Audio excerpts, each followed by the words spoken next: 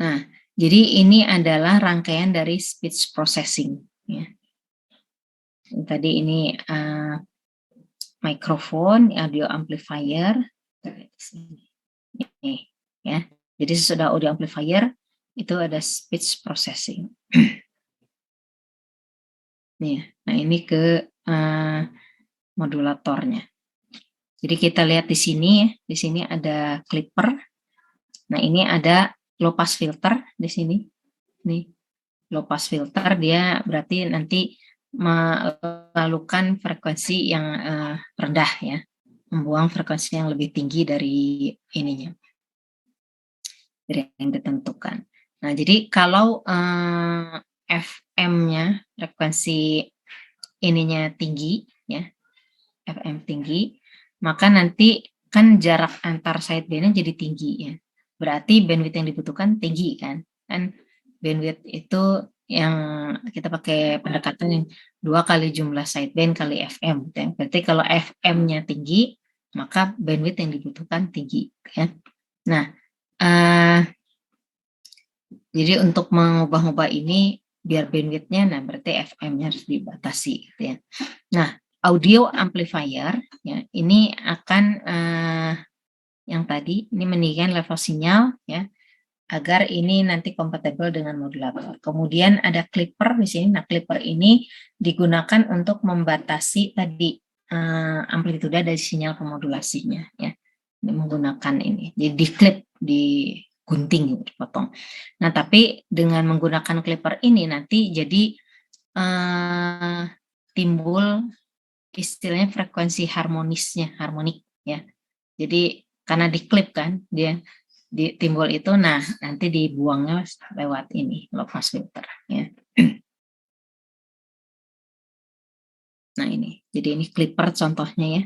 Jadi asalnya begini, nah dia diklip gitu sini untuk jadi mengurangi ininya amplitudanya. Nah tapi diklip gini, ini nanti timbul frekuensi harmonisanya ya yang harus dihilangkan. Nanti kerjanya pakai dioda ya. Dioda ini kan ada silikon dan germanium ya. Ini apa nih? Yang 0,7 germanium apa silikon. Nah ini nanti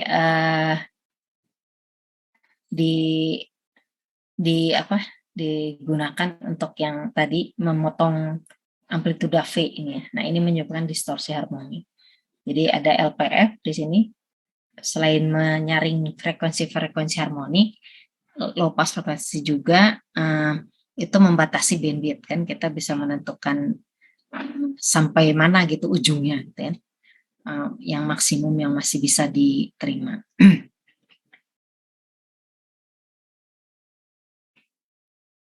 Nah,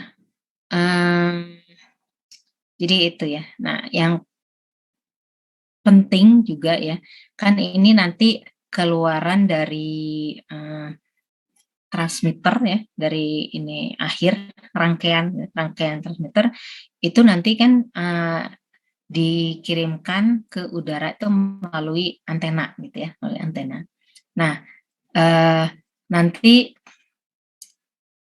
sampainya di antena gitu ya, sampainya di antena itu daya yang dikirimkan ya. Nah, ini bisa berapa persen yang sampai di antena dipancarkan itu tergantung dari ini apakah impedansinya ya antara yang ini transmitter tadi dengan impedansi antenanya sama enggak gitu. Kalau dia sama gitu ya, maka nanti tercapai transfer daya maksimum. Jadi semua ditransmisikan atau diinikan ke antena. Tapi kalau nggak sama itu nanti akan terjadi pantulan. Jadi dipantulkan balik gitu semua antenanya sehingga nanti daya yang diterima antena dan dipancarkan jadi lebih kecil gitu ya. Nah, jadi ini sangat penting, ini penyesuaian impedansi ini ya. Pertama ini memberikan transfer daya maksimum ya, juga memberikan filtering dan selektivitas ya. Jadi filtering dan selektivitas nanti ini urusannya frekuensi juga ya. Nah, tapi sebenarnya tidak selalu diperlukan transfer daya maksimum ya dari satu tahap ke tahap berikutnya.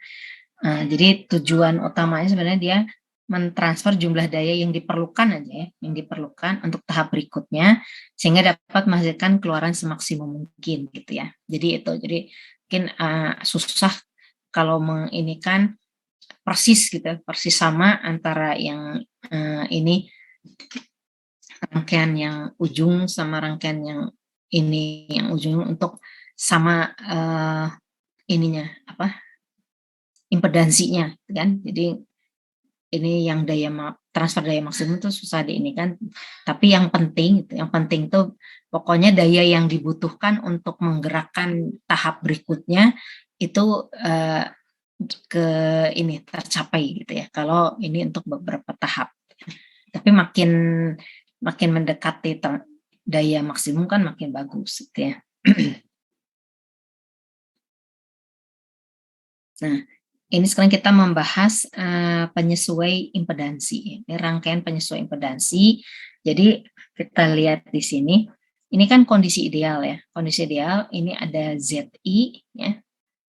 Ini ada bebannya gitu ya. Jadi misalkan ini rangkaian pemancarnya ya. Ini antenanya gitu ya, misalnya gitu. Nah, kalau ZI ini ZI dilihat dari antena ini sama nilainya ya, nilainya sama, ZI sama dengan, nah ini Rudi Ibnu Husain itu siapa ya?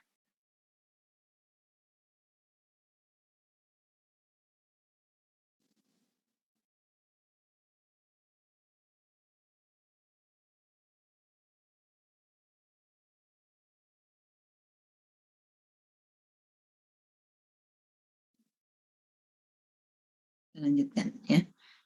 Nah jadi yang diperlukan ini sama ini dekat. Nah kalau kondisinya seperti ini kan tidak perlu rangkaian penyesuai impedansi kan ya. Jadi bisa langsung. Tapi kan di prakteknya nggak mungkin seperti ini ya. Pasti ini ada perbedaan sehingga diperlukan di sini ada penambahan rangkaian lain ya, sehingga dilihat dari bebannya ini si yang ini tuh sama dengan ZL-nya gitu ya.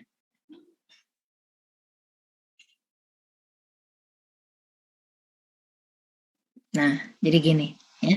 Jadi kalau si ZI-nya tidak sama dengan ZL-nya, maka dibutuhkan di sini rangkaian penyesuai impedansi. Nah, ini yang akan kita rancang gitu ya. Gimana biar bisa match gitu ya.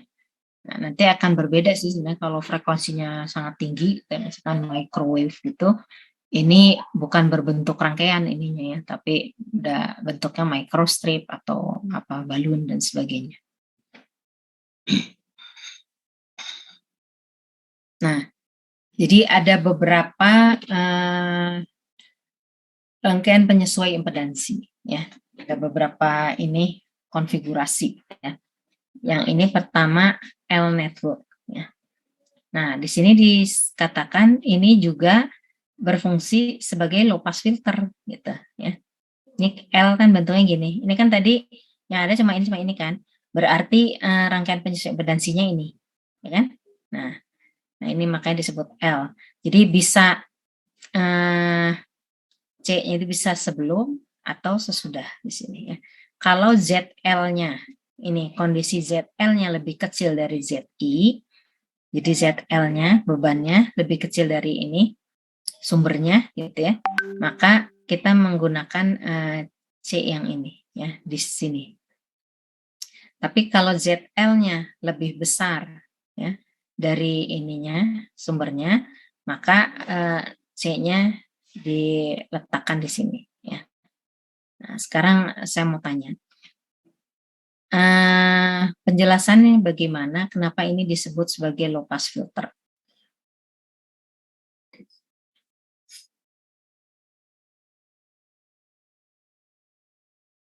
Yang bisa jawab nggak?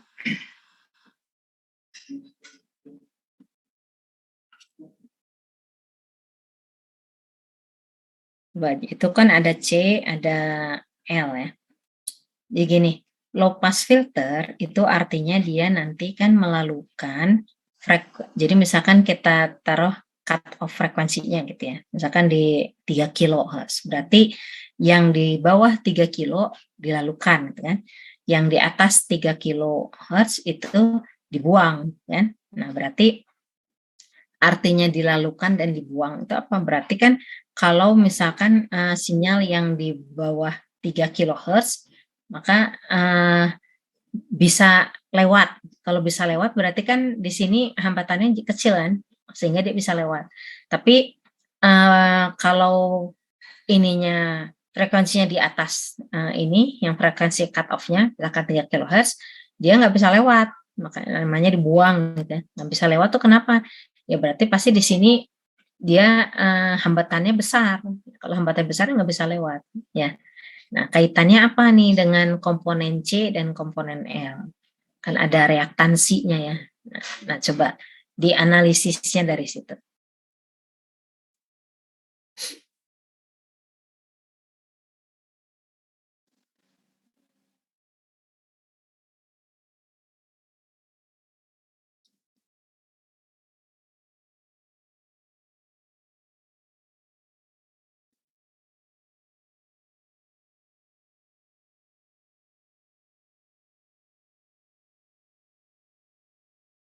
Hmm. Udah ada ini ya. Ya, sini ya. Ada penjelasannya. Jadi reaktansi ya, yang kapasitor, lihat lagi di sini. Kapasitor di sini ya. Kapasitor di sini berarti mana yang bisa lewat sini, mana yang bisa lewat sini gitu kan? Mana yang bisa lewat sini, mana yang kalau kalau lewat ini berarti dia nyampe ke sini, ke antenanya. Tapi kalau lewatnya lewat C berarti dia dibuang tuh, masukkan ke ground tuh. Ya, dibuang ininya. Nah, kita lihat di sini ya.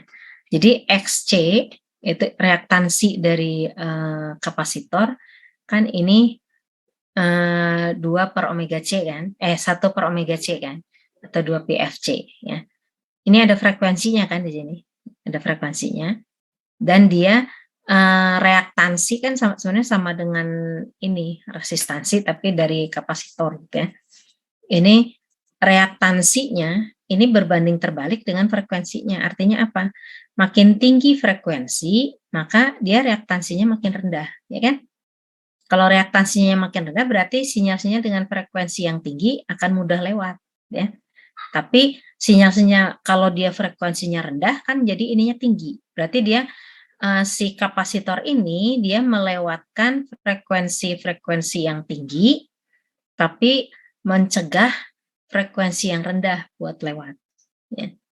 Jadi kalau kita lihat di rangkaiannya, nih ini kapasitor dia melewatkan frekuensi yang tinggi, mencegah frekuensi yang rendah.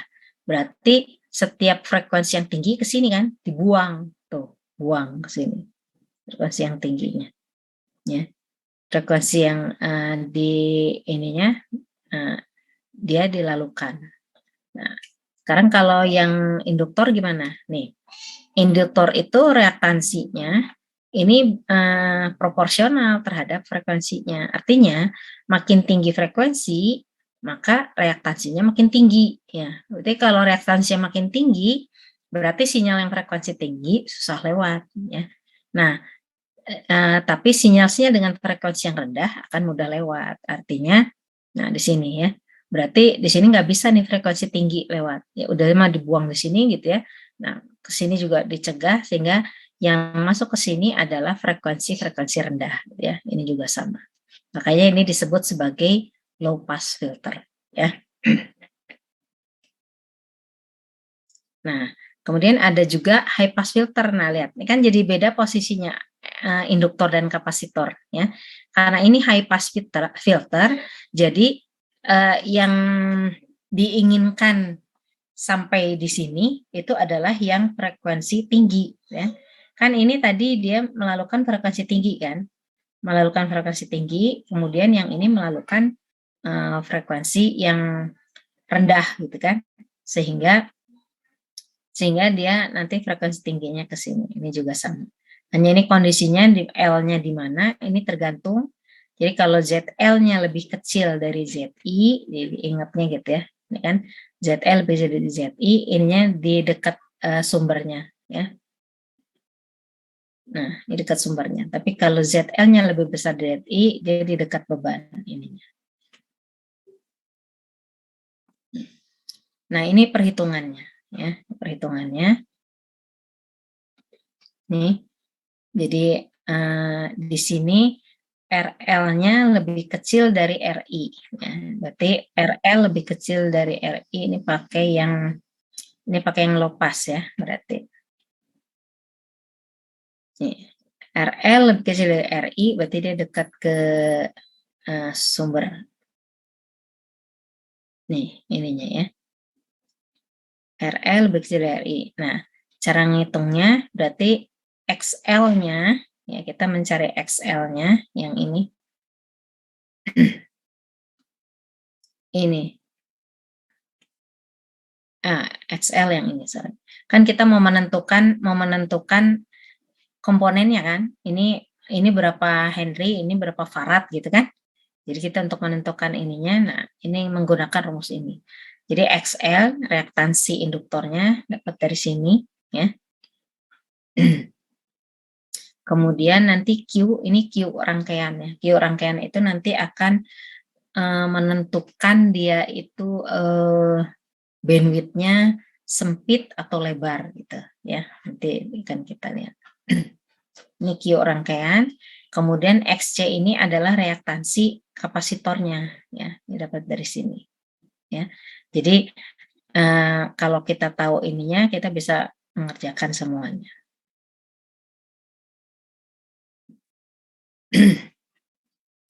Nah, ini kalau tadi kan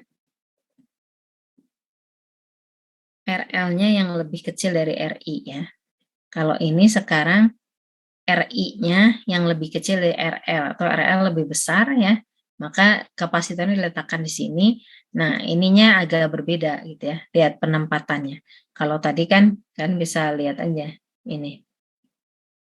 Nah, ini kan RL lebih kecil dari RI, berarti RL-nya di sini ya.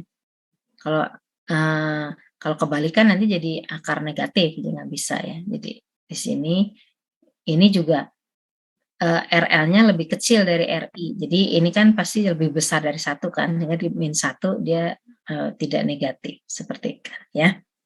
Nanti ingatnya. Nah,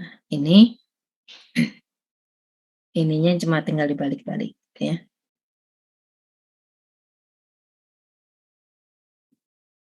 Oke, ini harus kalian kerjakan, nggak ada solusinya. Coba kerjakan ya. Jadi kita mau menyesuaikan impedansi ya. Penguat transistor, berarti dia di sisi ini kan sumbernya ya, 5 ohm ke beban antena 50 ohm pada frekuensi 100 MHz. Nah, coba kalian tentukan rangkaian penyesuaian impedansinya. Pakai yang low pass filternya, pakai yang low pass filter. Yang tadi udah dicontohkan.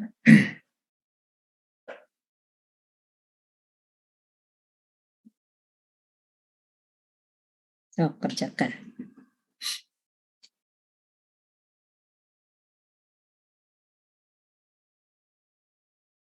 Recording stopped.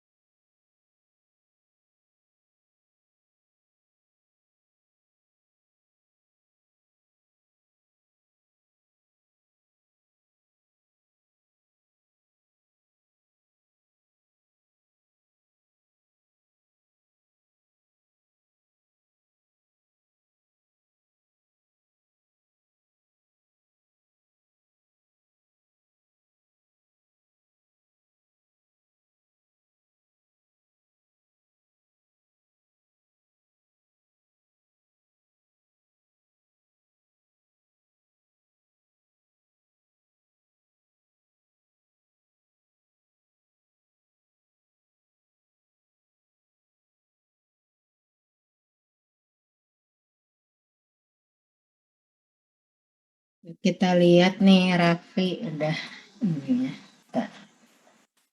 Eh,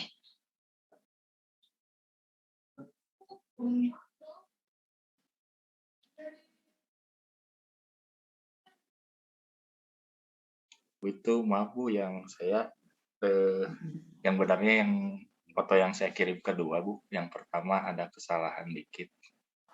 Mohon maaf. oke. Sekarang kita lihat dulu ya. Ini RL-nya kan 50 ya. RL-nya 50, RI-nya 5. Berarti RL lebih besar itu dulu ya.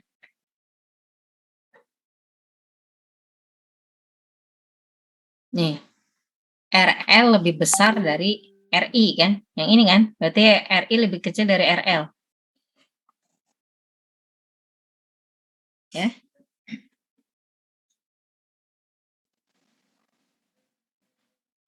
Berarti kita pakai yang ini ya. Oke. Kita lihat.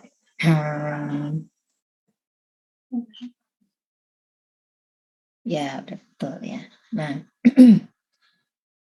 ini belum selesai. Kita nyarinya apa coba? Nilai L sama nilai C-nya. Kan tadi udah ininya ada kan? Nih. Jadi yang dicari ini. Ini baru dapat XC sama XL. Tapi kalau mau bikin rangkaian kan harus tahu C sama L-nya.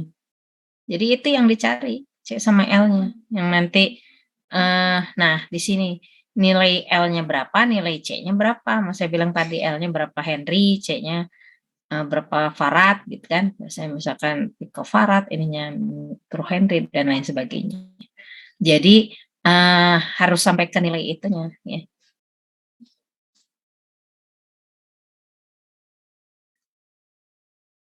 Kita lihat yang Heru. Nah, sama ini juga. Coba dihitung lagi ininya. Nilai L sama nilai C-nya. Baik, Bu.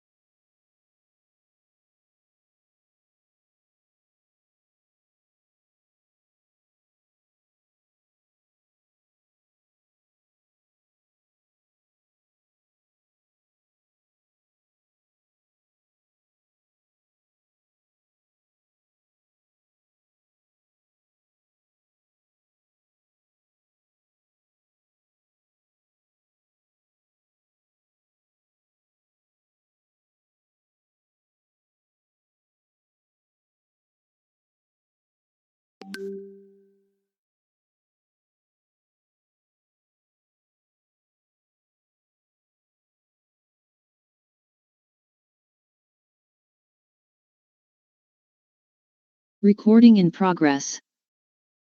Ini roughly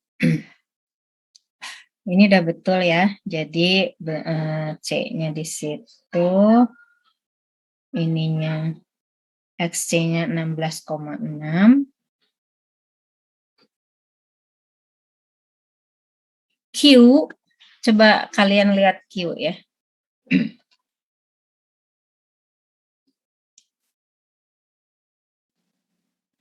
Mana?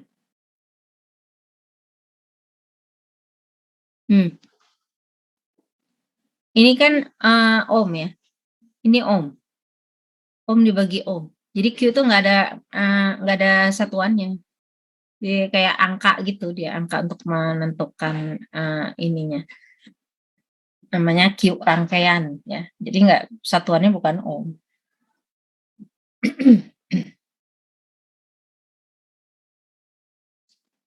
Oke, terus ininya.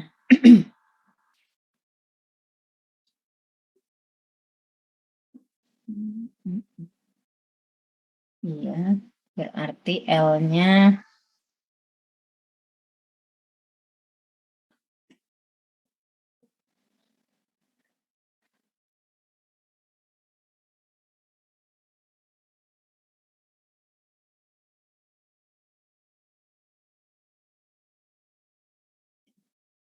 berapa nanohenry, coba itu. Siapa ini? Rafli. Biasanya kan kita kalau ini komponen nggak dalam pangkat gitu ya. Kita sebut nanohenry, picofarad, nah gitu-gitu. Berapa tuh? 23 bukan, Bu? 23 nanohenry ya. Kan nano itu 10 pangkat min 9 ya. Kemudian kapasitornya berapa? Berapa piko? Ini kan 1/10 itu apanya ya? Itu hasil perkalian dari 16,6 kali 628, Bu.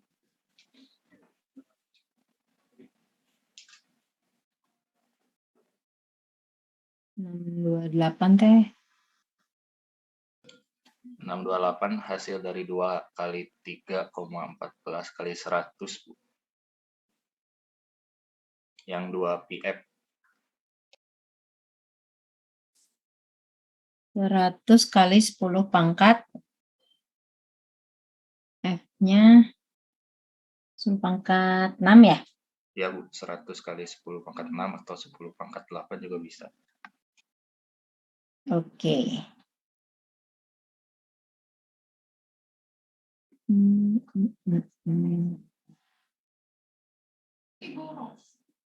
Ini benar ya pangkatnya?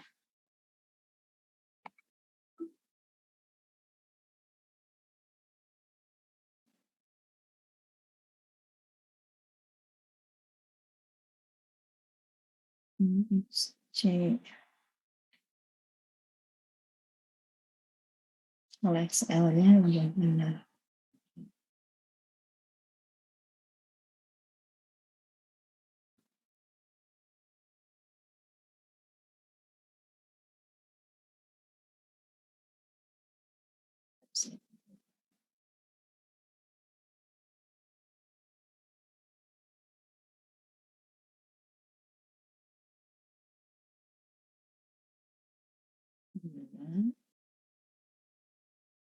Ini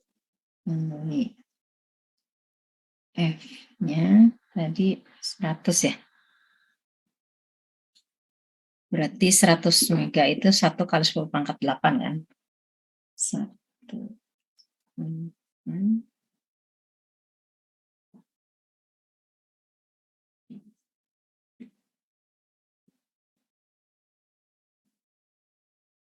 Ini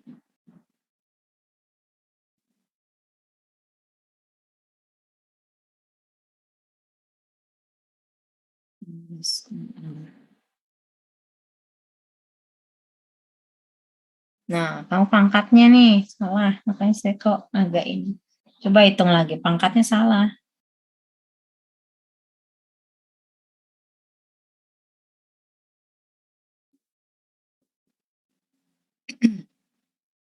Coba aja itu kan bawahnya berapa itu? 10.424,8. Ya Bu. Coba aja dikali 10 pangkat 6. Nah, kamu yang di atasnya 10 pangkat min 6.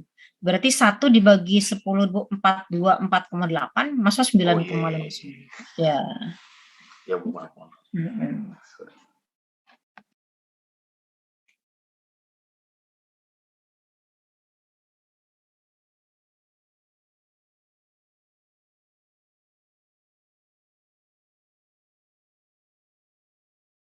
Hati-hati dalam menghitung ya.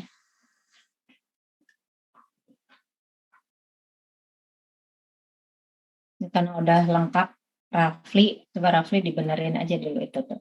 Jadi berapa coba?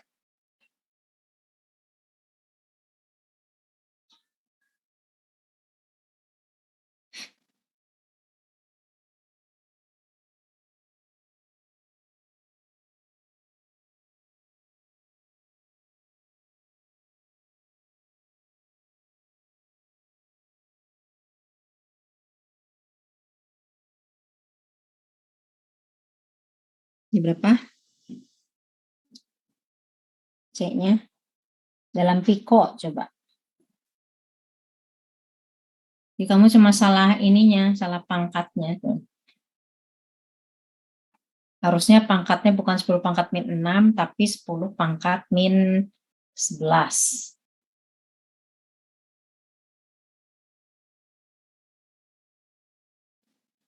Jadi berapa picofarad C-nya?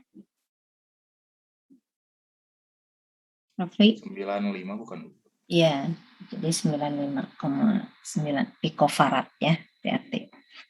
Oke, kita lanjutkan.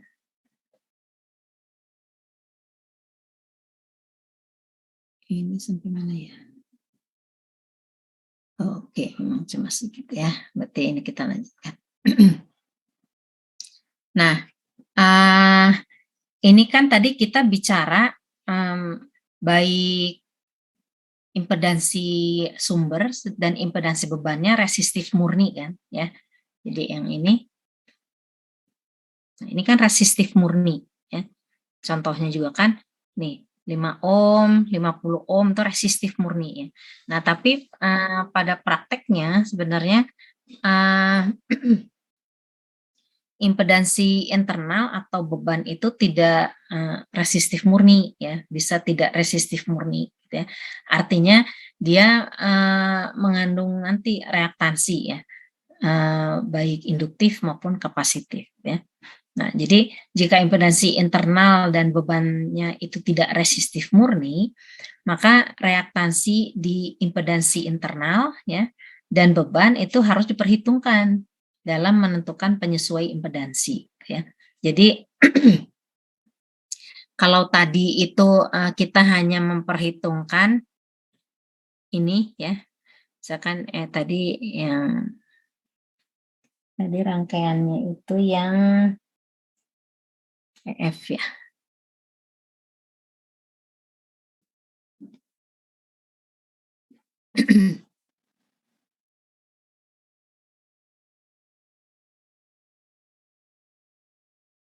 Ini kan tadi ya, rangkaian yang ininya ZL-nya 50 ohm ya.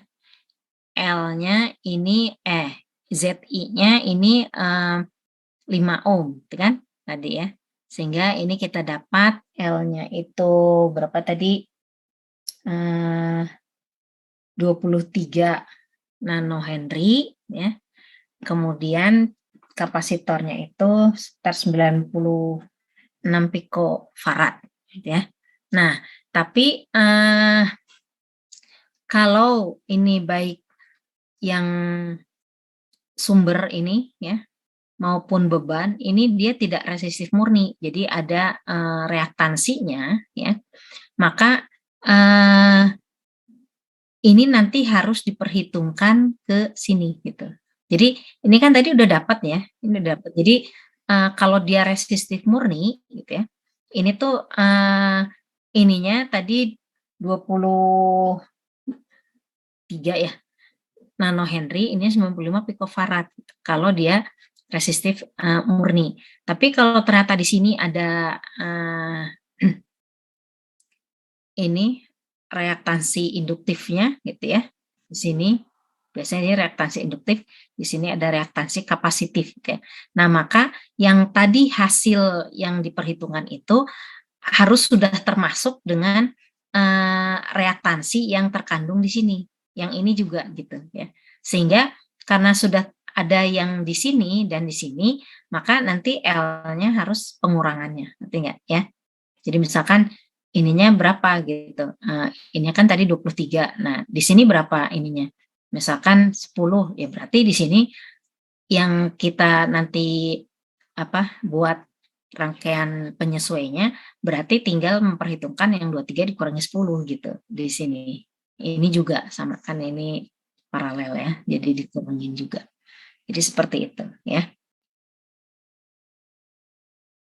Nah, ini maksudnya ya. Jadi, dan jika pada soal sebelumnya, ini impedansi internal itu punya induktansi internalnya 10 nano, gitu ya. Kemudian impedansi beban punya kapasitansi stray-nya 15 pico, ya. Nah, sekarang tentukan impedansi yang dibutuhkan, tinggal dikurangi, gitu. Jadi kalau tadi kan kalau yang murni, dia butuhnya induktansi induktornya itu harganya 23 nanohenry kan. Nah, tapi sudah terkandung di yang sumber itu 10 nanohenry. Berarti nanti untuk penyesuai impedansi tinggal 13 nanohenry gitu ya. Kemudian yang ini juga kan ini tadi sudah dapat 96 ya, 96 picofarad kan. Nah, tapi 15 picofarad sudah terkandung di bebannya. Berarti nanti yang untuk rangkaian penyesuaian impedansinya tinggal dikurangi 96 dikurangi 15 gitu ya. Berarti 81 ya.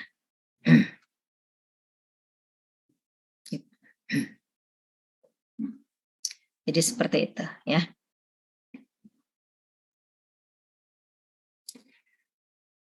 Kemudian ini yang selanjutnya ya. Tadi kan kita ngitung Q ya, ada Q rangkaian, tapi Q itu udah langsung kita dapatkan dari perhitungan gitu kan, yang ini nih.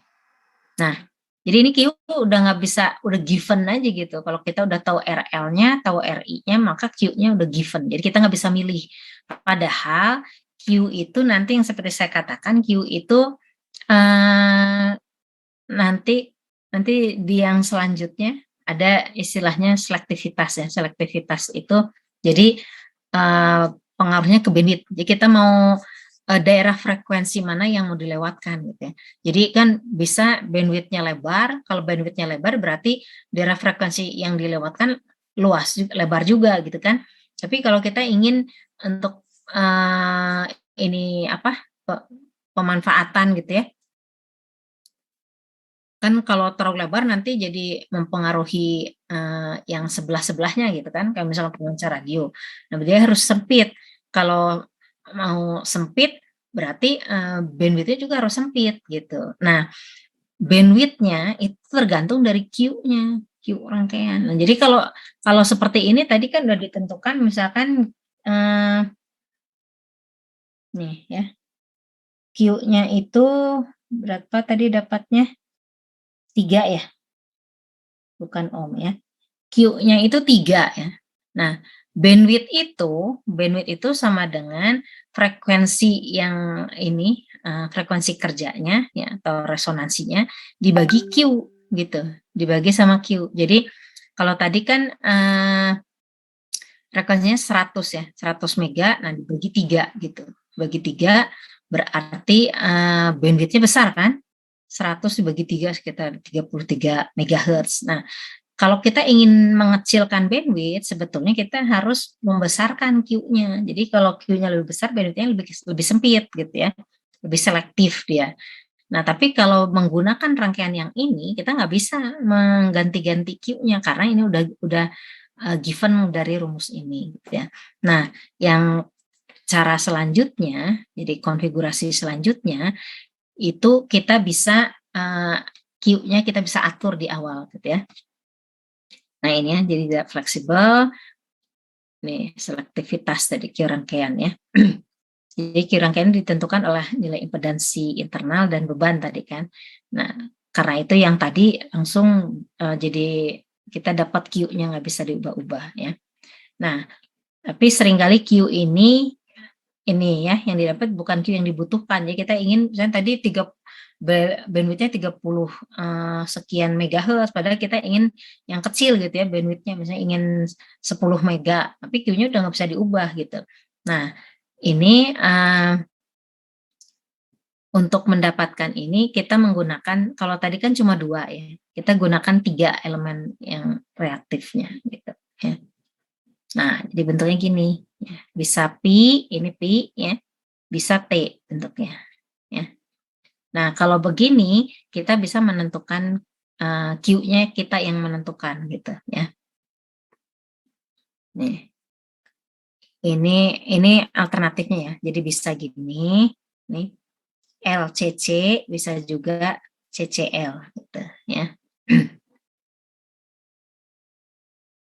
Nah, ini yang mau kita bahas yang LCC. Jadi L-nya 1, C-nya 2, ada kapasitor 1, kapasitor 2 ya. Ini bentuknya di sini ini RI-nya lebih kecil dari RL ya. Kita lihat di sini.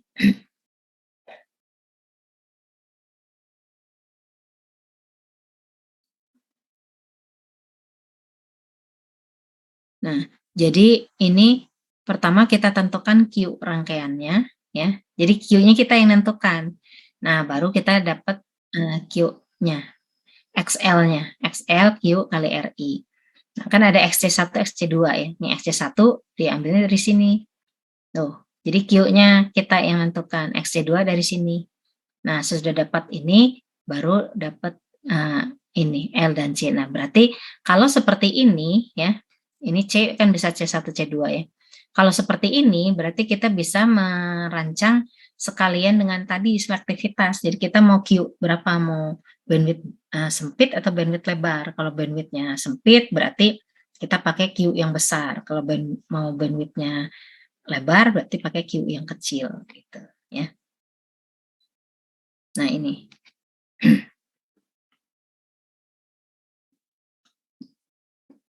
Jadi di sini sama ya. Jadi RI lebih kecil dari RL. Nah, sini lihat. Ini kan sama dengan yang tadi, tapi di sini Q-nya udah ditentukan 10 ya. Nah, ini untuk PR ya. Kalian kerjakan, kumpulkannya di hari Rabu berarti ya, jam 12 siang. Nanti saya masukkan ke spot ya.